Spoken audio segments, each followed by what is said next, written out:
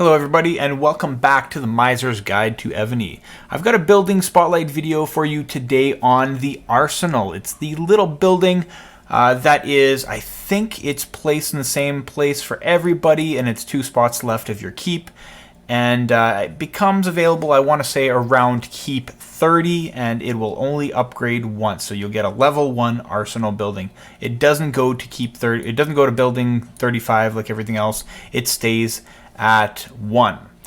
So I'm going to talk to you about what it is, what it's supposed to be used for, and how it works, and also I'll discuss whether or not it should actually be used, which is a pretty good question. The reason I'm talking about the Arsenal today is not because it's necessarily the most fantastic building ever, but I don't want people to make mistakes in using this. So it's pretty important to get it out of the way to prevent any unnecessary waste.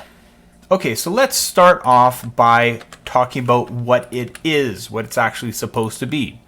Well, the Arsenal is where you can upgrade your troops. And if you click on the details, it says your Arsenal is where you can upgrade your troops.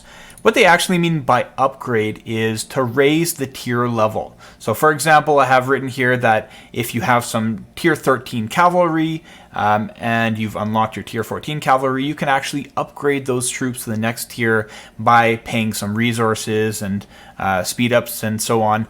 And it does cost less resources to upgrade and less speed ups to upgrade than it would to normally train. However, you have to keep in mind also that you have already invested resources and speed ups in making those tier 13 troops. So while the upgrade itself costs less resources than it would be to train the troops, that's not necessarily suggesting that it is worthwhile. And we're going to examine that in a little bit.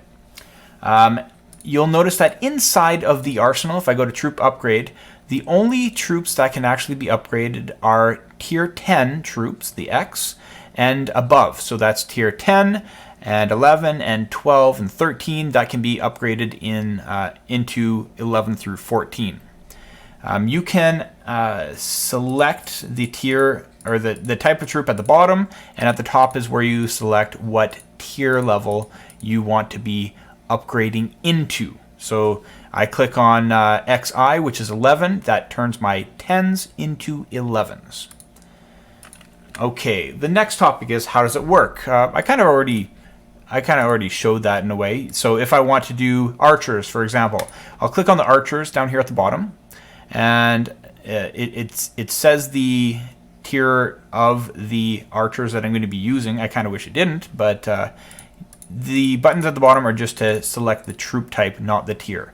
The tier that you are selecting is up at the top. So if I want to make tier 12 archers, upgrade tier 11 into tier 12, I would click the tier 12 button at the top, and over here it reflects that tier 11 are being used to turn into tier 12.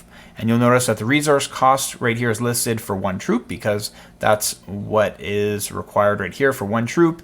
It takes me 18 seconds to make 1 troop and this many resources.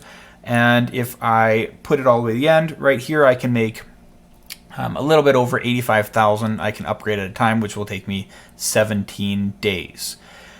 When you do select how much you want and what tier level and what troop type you want to use, you can either instant train or you can troop upgrade, which is the same as like instant train and just normal training. But I wouldn't recommend use the gems because, I mean, the amount of gems that you have to use just to make it instant doesn't really, I mean, 17 days of speed up. You're still going to spend the same resources, and then you're just, determining that 17 days worth of speed ups is worth 25,000 gems. Not really. So I would just do the speed ups if you were going to use it. Okay. Now the big question here: should you use it? I've kind of highlighted this a little bit in my talk at the beginning. That even though the cost, for example, let's look at tier 10 into tier 11 red square warriors. So that's ground troops. So it's 2.3 thousand. And 750 roughly of each of these.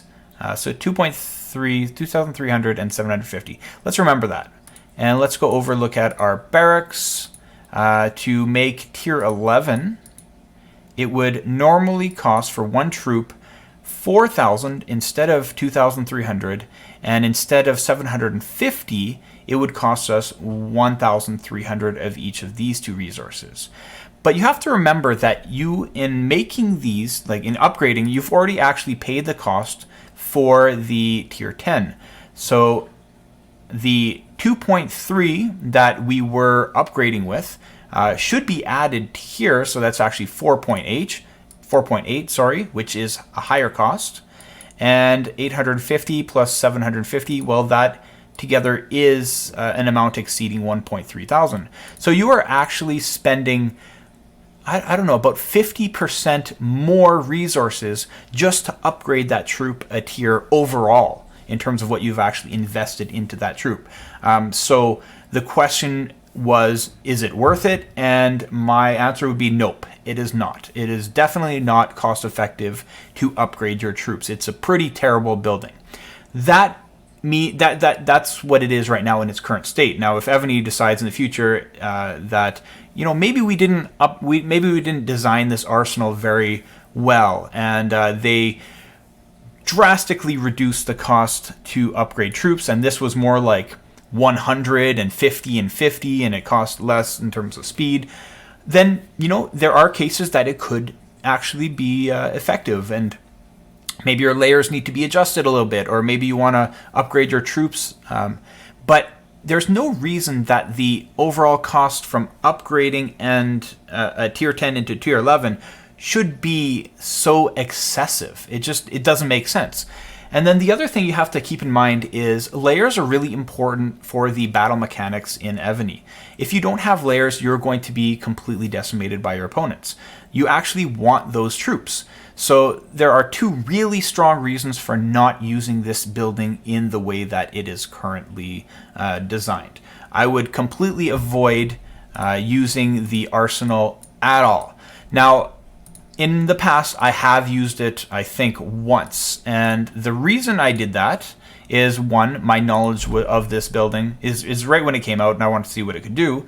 And my knowledge of the building, I didn't really analyze it so much. And what I did is I reasoned that I didn't want really big cavalry layers at the time because cavalry just get decimated. That was my reasoning back then. It's not my current reasoning. My current reasoning would be, no, I want to keep my troops the way they are. But back then, I needed to upgrade I don't know if it was tier 11 or tier 12 into the next tier so that I could hit higher bosses.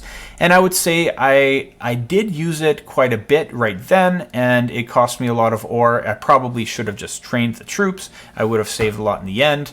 But it did allow me to get usable troops faster.